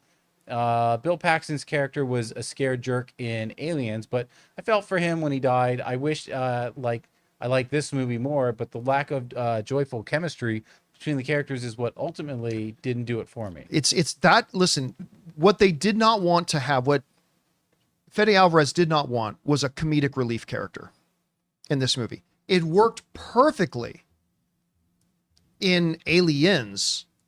What was his character's name? It wasn't Hicks. It was Bill Oh, Paxton's Paxton's Yeah. character? Paxton's character. Anyway, they did not want that a comedic character in there, right? Hudson. Hudson was in. Okay, Let's see. so I thought they did a very good job making me feel a connection between the characters itself. Again, it wasn't the jokey, grr, we're Marines, watch us do pull-ups, which was perfect and worked for Aliens and the kind of movie they were trying to make there. In Aliens, they were trying to make more of an action movie, so they had some more Arnold Schwarzeneggerisms in Right. it. But that's not what Fede Alvarez is going for here. Yeah, and the crew of the Nostromo was not the same Exactly. as, Yeah, exactly. These as the kid- Marines. So Yeah, these kids are in dire, dire situation. Yeah, and that crew had chance to bond and like grow. Those with people each were other. part of a spacers union Yeah, and stuff so- like that. So they had careers. Oh. All right, we got to keep moving here. What's next? All right. Anonymous says, we got a tip. Oh, thank you, man. Diego says, hey, John and crew, I'm watching The Office for the first time and saw the meme reaction when Michael reacts to Toby's return from Costa Rica. Oh, yeah. No! No. It was already funnier, but knowing the context makes it 100 times better. Why do you think Michael is mean to him? I don't know, but it's hilarious. Well, it's just that being HR, Yeah. He gets in Toby's his way. the one that always has to stop him, Yeah. right? He's the one who kills the fun. Well, I hate. What is it he says? I hate all that you are. I hate everything that about- you are. The way that you are. I hate everything about the way you are. Why are you the way that you are? It's just so good. I mean, that is just like one of the all-time great classic shows. But that moment, no, God, no, one of the truly great moments It's like, ever. why'd you come back? Huh? Why'd you come back? All right, what's next? All right. Cody Hunt Films says, I recently rewatched the Alien films. I've come around on Prometheus and Covenant. I love the idea that the xenomorph was created by our own creation. David the android, or our own creation, David the android. He experimented on a biological weapon to create a face hugger that could impregnate us. Well, Wow. thus creating the perfect orgasm. Oh. You meant organism. I find it fascinating. How did one create the perfect orgasm? That's, I don't know. It's the term. We try to play God, and our own creation seeks to destroy us. It's like if Frankenstein's monster creating his monster. Incredibly rich world building within those films. I gave both of those films a couple of chances, and while the idea was there, it just fell so flat for me. It just didn't ring true, and it felt a lot like midichlorians why are you trying to explain something that we really don't need explaining it right now? You're taking away the mystery of it with something that quite frankly feels very unsatisfying. Now, I'll say this.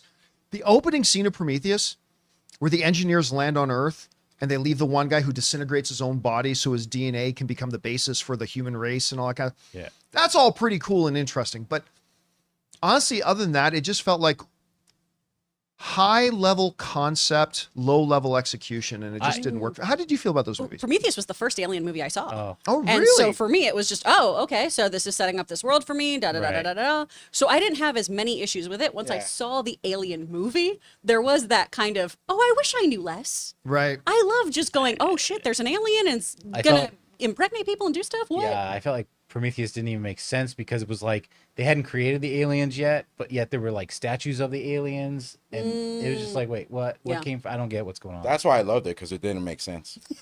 Exactly. That's why I loved it. All right, what's next? Techie therapist says, hey, John and crew.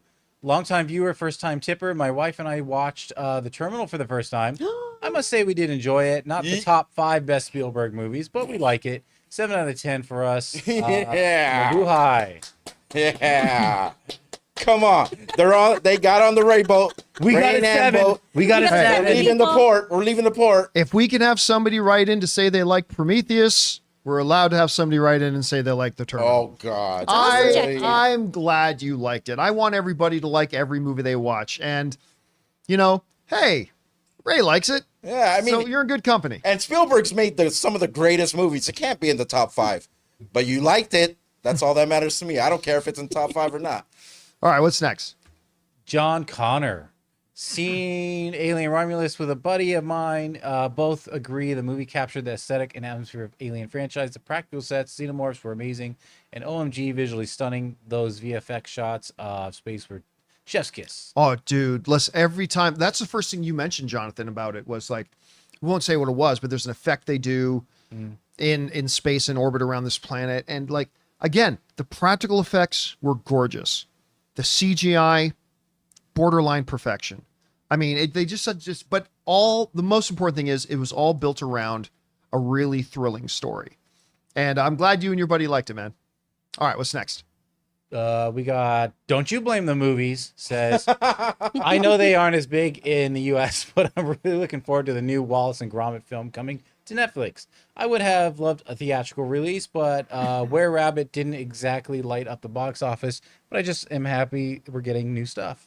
Yeah, Shaun the Sheep got put out in the box office as well, and I don't think it did very well. I like Wallace and Gromit. I mean, I really They're so do. charming. They're Oh, so charming.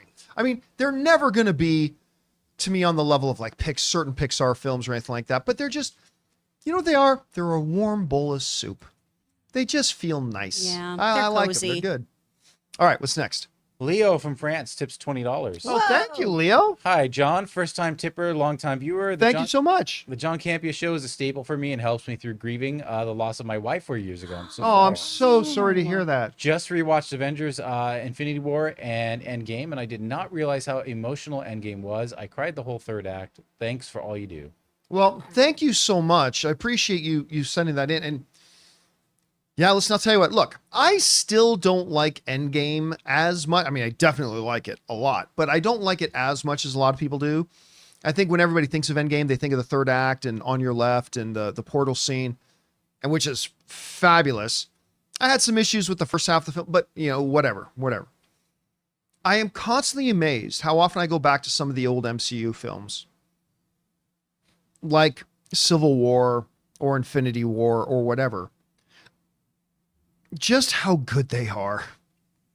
They're really so good and so much fun, and really what a crescendo to the entire Marvel Cinematic Universe that Endgame was. I mean, especially once you get into that third act and everything like it. Just, unfortunately, we didn't get the Hulk we deserved to have in that scene. Hulk should have been running around just destroying shit, but whatever. Aside from that, that fight between Iron Man, Thor, Captain America, and Thanos, like, just one of my favorite things ever in movies, man. It's just so good.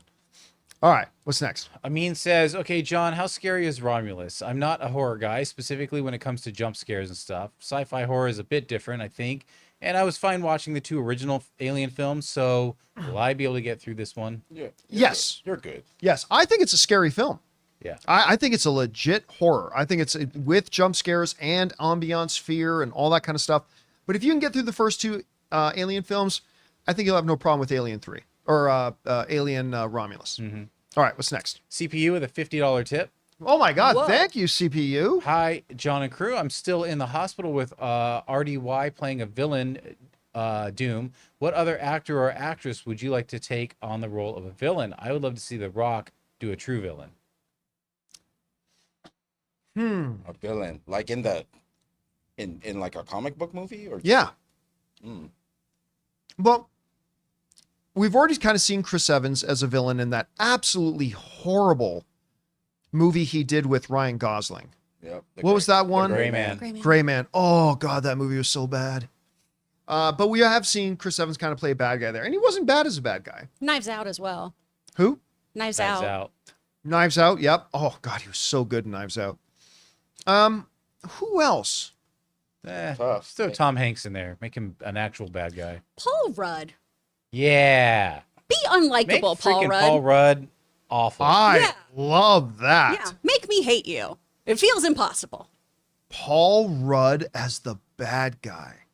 I feel like he's played a dick before, but not like a villain. No, I Yeah, wanna- he's just you played gotta- like terse straight men in comedies. And when I say straight man, I mean, to the goofy character. Oh God, yes, Paul. That's the choice. It'd be fun. That's it. Clark Brunson in the live chat put in a good suggestion too. Matt Damon. I think he definitely could have a dark side. So Yeah. All right. Thank you. By the way, thank you so much for supporting us on that level, CPU. Yeah. That's incredibly generous of you. And yeah, I love Chris's pick, Paul Rudd. That's what I want to see as a big bad guy. All right, what's next? Alien versus Predator Lover says Romulus was badass. Might be my second favorite in the series after AVP. Just joking. Just Oh, I was kidding. about to say. Also, I got my phallic Cinemark alien head popcorn bucket, which I've been having fun inserting in my Wolverine and Dune 2 buckets. Oh Lord. Oh boy, hold It's on. I like gotta look it's up like this. his own personal Barbie dolls. LOL, Jonathan, please Google image of the alien bucket. Listen, we've already imagined Yeah. Yeah. all of this. Look. The Real Rejects had a great What- post of Koi making Oh them. Jesus. Okay. What Yeah. what a great a grown adult wants to do in their own time, in their own home, I am not here to judge. But we don't need any additional visualizations. And I'm glad you like the movie, man. I also really loved it You too. know what? That alien popcorn bucket coming out the Wolverine head would actually be a good effect. Like it's like the movie. You know how the alien comes with the tongue. because But just a tiny him. Wolverine. Yeah. Just a tiny little snicket. Yeah. All right, what's next? Dallas Designer says, just finished Guy Ritchie's The Gentleman and loved it, especially the Godfather references. Who's your favorite Giancarlo Esposito villain? Fring, is it Fring or Fringe? I can never remember. Fring. Gus Fring. Gideon, Edgar, or Johnston. Also, Theo James would make a good Bond. He would. Yep, he would make a. By the way, they just announced season 2, which I'm very excited about. I personally prefer Guy Ritchie's The Gentleman movie, but I really did like the series as well. I think my favorite Giancarlo Esposito villain was from that short-lived series. I think it was an NBC series that was out like 6 or 7 years ago, and it's the world. It's a post-apocalyptic where all the electricity in the world just stopped working. Does anybody remember the name of the show? that sounds- Revolution. Sounds really cool. Where, yeah, it's a post-apocalypse show where for some reason, they don't know why, it's a mystery, all the electricity in the world just stopped working. And it kind of knocked them back to the dark ages there. And Giancarlo Esposito's in that show, and he's a really, really good character in that show. I like I'm him a lot. gonna do a quick dark horse. I'm gonna say as his role as Anton Castillo in Far Cry 6. Ooh, good El Presidente. pick. He was evil. Oh, dang. And by the way, it's a small role, but his role in Abigail, he's great. He's great. It's a small Still need to see role, that. but his role in Abigail is really good. All right, what's next? James Rosen says, John, you keep that cough for a long time. I've been sick several times, and my doctor prescribed benzonatate, something or other, also known as Tessalon Perils. Maybe ask about that. Hope you feel better. No, I've had this for like 30 years. You know, when I get sick, which fortunately doesn't happen all too often, but when I do and I get the cough hangs in there for like a month or two. It's just, a sucky, unfortunate part about it, and it's just something I got to live with. Believe me, I've tried over the 30 years. I've tried everything. It just is what it is. Oh, breaking news. Breaking news. Oh dear. Borderlands went from 9 to 10%. Nice. Thank Wow, it got to 10%. Yeah. The double digits? Hey, buddies. Well, there you go. Let's go, Borderlands. All right, what's next? Raymond Barada says, just heard Bruno Mars and Lady Gaga's Die with a Smile. YouTube reactions were great. Carries over Bruno's Silk Sonic album vibes of 70s R&B stylings. Another Grammy winner, great collaboration. His Leave the Door Open took the major awards in 22. Well, I mean, a lot of people are, first of all, the song is great, It's a and the great video's song. great. A lot of people are speculating it's going to be from the Joker soundtrack, because the name of the song is Die with a Smile. Yeah. Anyway, we saw that, and then Ann and I noticed that Bruno Mars is playing tonight in Los Angeles in the brand new LA Clippers arena. It's going to be the very first thing there. And we are speculating that with that video dropping last night, that Lady Gaga may be there. So Ann and I are thinking about changing our plans and maybe going to go see the Bruno Mars concert. So maybe, because that song is pretty killer. It's a great song. All right, what's next? Joey Hawkins says, hey, Campea crew, what if Howard and Maria's son was stillborn, essentially, and they ended up adopting another boy born on the exact same day? They called him Tony, but his real parents are the Von Dooms. So the 616 Tony we followed is really Victor Von Doom. Dang. Again, there's a million different ways they could approach it that have to do with changing the background, the family background of the character. I think Tony will still be Tony. I think it's still genetically he's from his parents. Just I think what they'll change is when his parents die, or like I say, going back 2 or 3 generations to his great-great-grandparents about never leaving Europe and staying in Europe and keeping the original family name Von Doom. Again, but there's 1,000 different ways they could do it that we could all come up with. We don't really know which one it'll be until the movie comes out. I hope it's the one where they swap brains. Oh my God. Brain off. Yeah, it's brain off. That didn't happen until they were in college, though. Well, yeah. Still. You know, like you do in college. Yeah, you you just know, you do a experiment little like brain that. swap. You're trying to experiment. bring Let's your go. dead mom back to life. Okay. Well, All right, what's next? Terry McGinnis with a 2-parter. Hey, crew, I've always been a fan of the Monster Squad film. I think a modern remake would be great. I would want it to have a slightly serious tone. Hence, what would be your fan casting for Dracula, Wolfman, Mummy, Frankenstein's Monster, and Gilman? So after... Oh, no, wait. Where'd it go? Where'd part 2 go? Oh, maybe that was it. You got it all in there. Yeah. I don't do X actor and X role questions, so I really don't care as long as they get good actors in them. Chris, you got any? I mean, me, because some of you guys know, I was supposed Me. to... I met with people at Universal about the Monster Universe movies. Wow. Where they were like, yeah, there's going to be like a girl in the chair kind of role. We need some quirky, nerdy girl. And then the Mummy happened, and hi. There you go. I'm still here. I'm still here. But you know what? That is a movie I think is ripe for a remake. Oh, absolutely. What's the one, the vampire Fright Night? I love Fright Night. That remake was actually pretty good. I think Colin delightful. Farrell was in it. Oh my gosh. And David Tennant. Wait, and was Swoon. Anton? Yes. He was was the lead. in that. He's wonderful in it. Yeah, I actually really like it. So if you could do that with that, I don't see why you can't do a Monster Squad remake today. I'd love to see it. Should. There's so many actors who would be killer in that. All right, what's next? All right, we got Moshi. So after I got home from a showing of Alien Romulus, great horror movie, and Fede has unlocked a new fear that that last Alien. Nope. Shudders. I saw the DeMeo drama.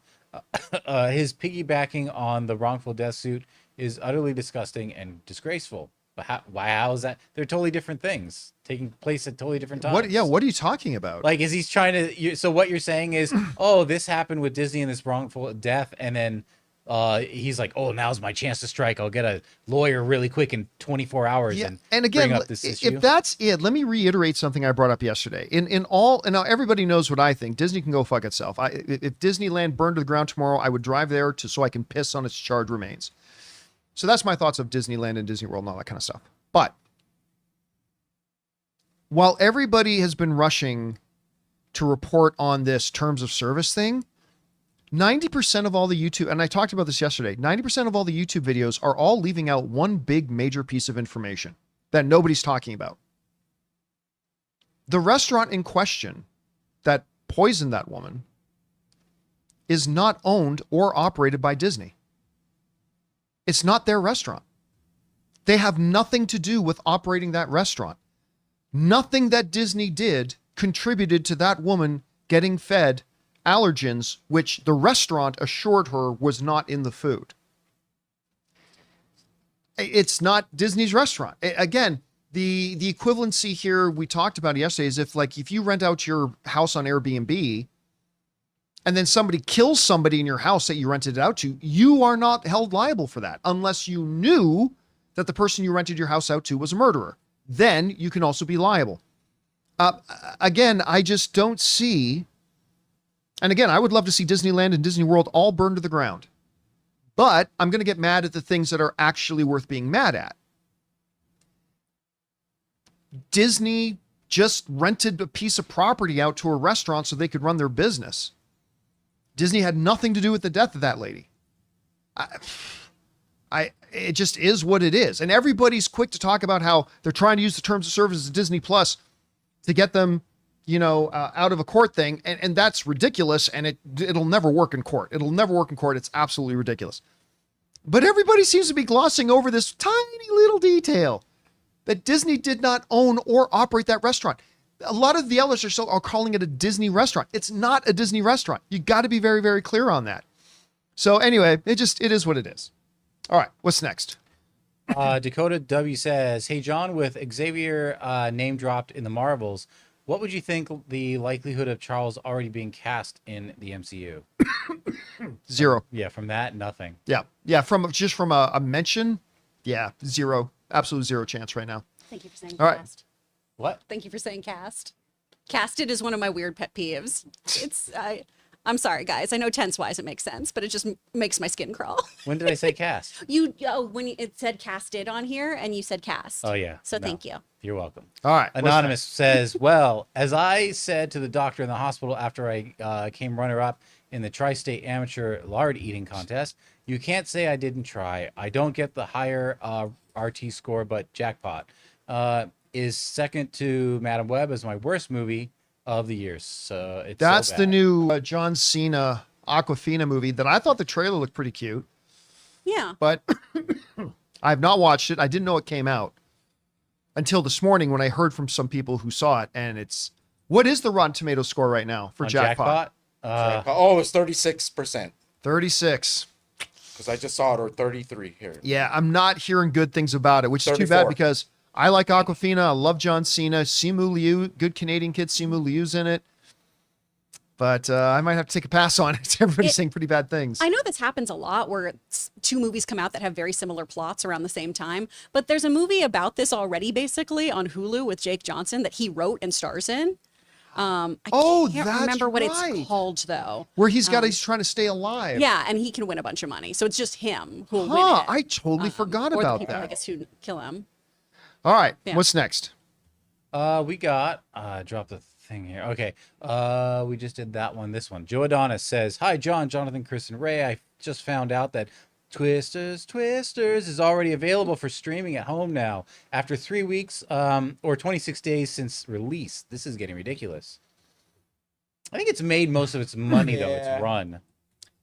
You should Still, Still though, I disagree with it. what they are doing is conditioning it's not about Twisters. Yeah. They are conditioning the audience to skip going to movies and theaters.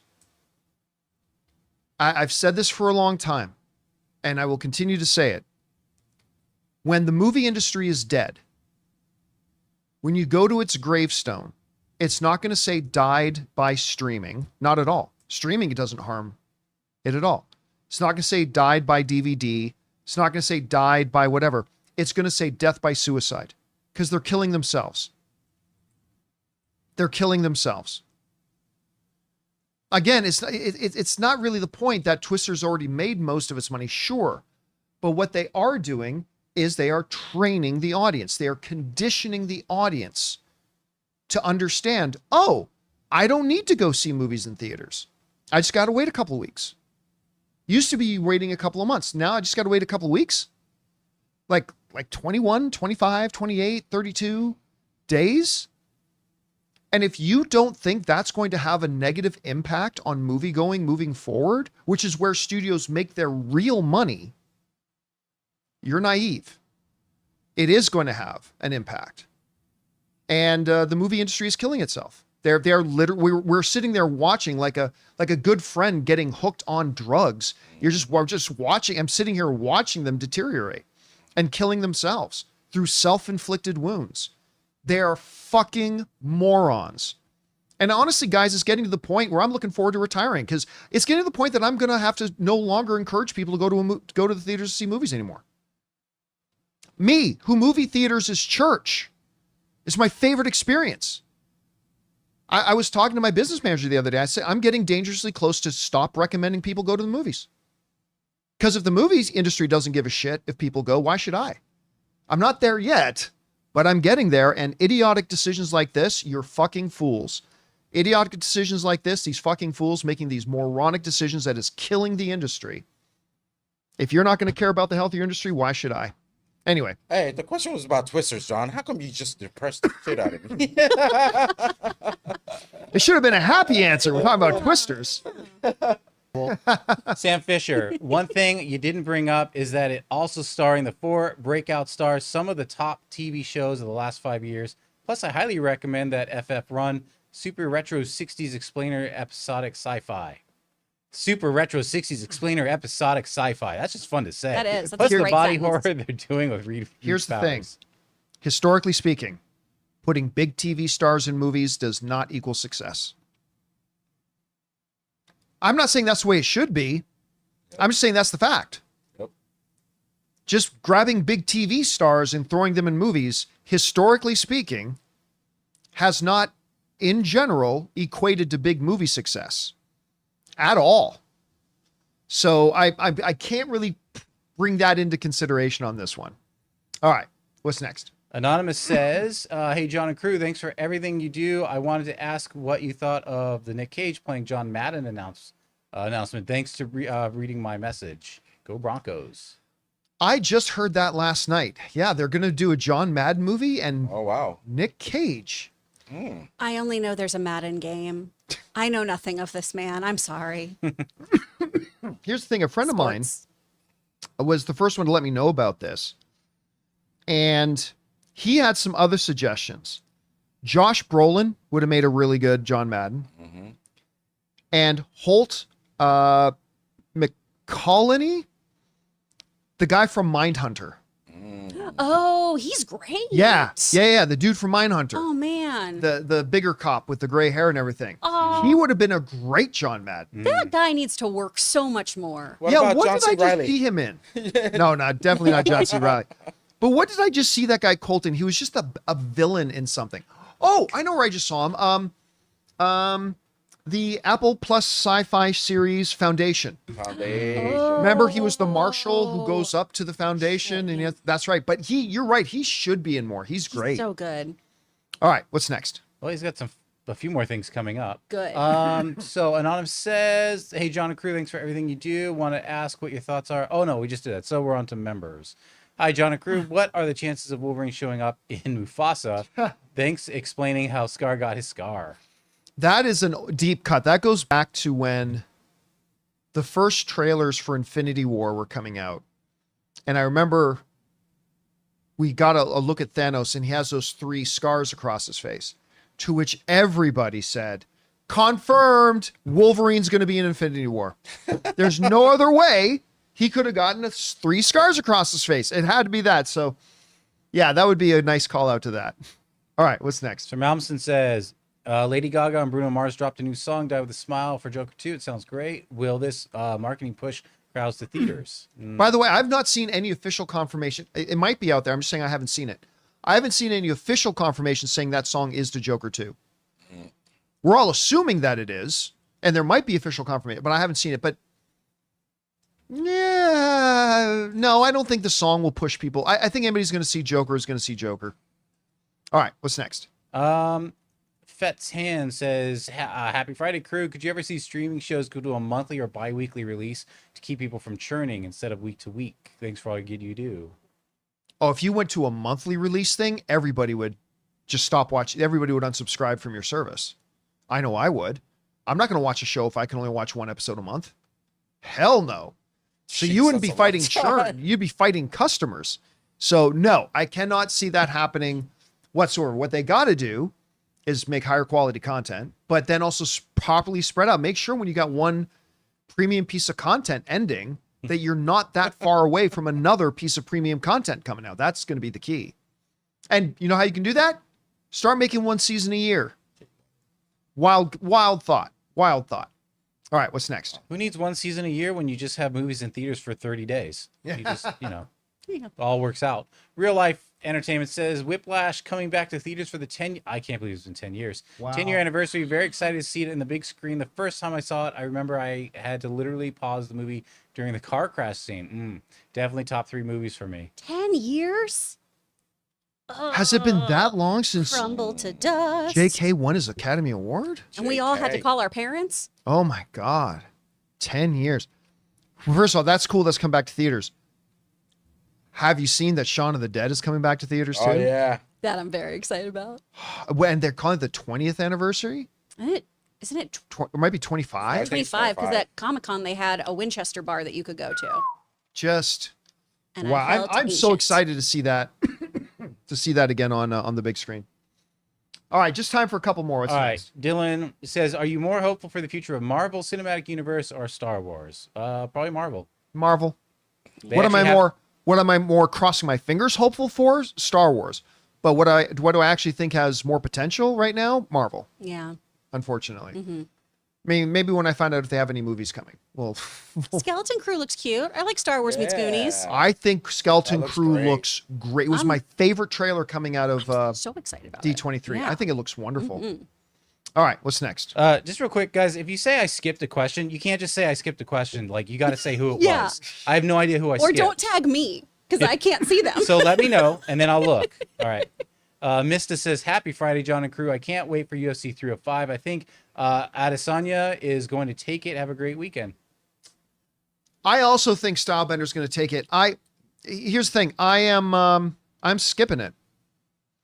Like, I skip questions. I'm skipping all UFC stuff. Like, so here's the thing. You know, I absolutely have political opinions and political leanings and stuff like that. And I am more than open about sharing those on my personal social media channels. On my Instagram, on my Facebook, stuff like that. I will share my personal political opinions and who and what I support and who and what I don't support and all that kind of stuff. But my show is not the place for that. I don't do that on my show. I don't sit here and go, ladies and gentlemen, you know, the election's coming up. Make sure you're voting for blah, blah, blah. I don't do that on my show because I do that on my own personal channels, my personal social media. That's fine. I don't bring it here to the show. The UFC right now is just a personal marketing arm of Donald Trump. And they're using the UFC to do that. And it's like, I have no problem, absolutely no problem at all. If Dana White wants to go out and on his personal social media endorse who he wants to endorse, if he wants to show up to the Republican National Convention and do a speech at it, awesome, more power to you and all that kind of things. But the moment you start using the UFC itself to promote your own political ideologies, that's when I tap out. So as long as you're going to use that platform to do that, I'm probably not watching. And I'm not saying anybody else should feel that way. Like if you are somebody who watches UFC and that doesn't bother you, whether they're promoting one candidate or another, if that doesn't bother you, awesome. I'm not saying it should bother you, not at all. I'm just saying it kind of does for me. So I'm not watching the new UFC. I do think Israel wins it, but I'm not going to be watching it. Not until at least the election's over. All right. Last question of the day. What's next? All right. Little shout out to the newsletter. In your newsletter, you mentioned Rust having a hard time getting picked up. Do you think the huge baggage behind it will prevent it from ever getting picked by a studio? Or a distributor. Yeah. Yeah. It's so in our newsletter, by the way, guys, make sure you subscribe to the John Campea Show newsletter. I spend hours going through all the news feeds, picking out and aggregating the key stories that I think you will find interesting, and I put them out every day. Make sure you can go subscribe to that. Anyway, one of the stories was about how the Rust director mentioned that they've taken the scene out of the movie in which the shooting happened, which is totally understandable. Yeah, Yeah. definitely. Now, of course, it still needs to get a distributor. With all of the noise surrounding it, it's gonna be hard. You know what? There might be a distributor that comes along and says, you know what? This will have a lot of attention. And maybe they'll see it as a plus to like, you know what? This will get it some automatic attention, some automatic media coverage. Maybe they'll look at it the way, but I think, Chris, it's going to be a difficult road for them to find a distributor for the film. It probably ends up on Netflix or something. What do you think happens here? I think it gets dumped onto a streamer. I think people are going to have a very hard time rationalizing buying that film. I think a lot of people out of morbid curiosity would watch it and see what's going on and see what the story ended up being of that absolute film, because we only focused on the horrible incident that happened. But I don't think a major studio is going to put it in theaters. Yeah, I definitely well, I don't think the movie was ever going to get a theatrical release. No. It's a pretty small budget thing. Anyway, guys, that'll do it for today's installment of the John Campea Show podcast. Thank you so much for being here, making this little show part of your day. Big special thank you to all you guys who sent in questions. Number one, because you gave us great fun things to talk about. But number two, you supported this channel as you did it. And all of us involved with the show, thank you guys so very much for your support. I want to thank the people in the room with me, Ray Ora, Have a good weekend, everyone. Jonathan Voico, Yeah, see you guys next week. Chris Carr. Happy birthday to my dad and to my brother Hayden. Oh, Happy birthday to them. Yay. My name's John Campea. Thanks so much for being here, guys. And until next time, my friends, bye-bye.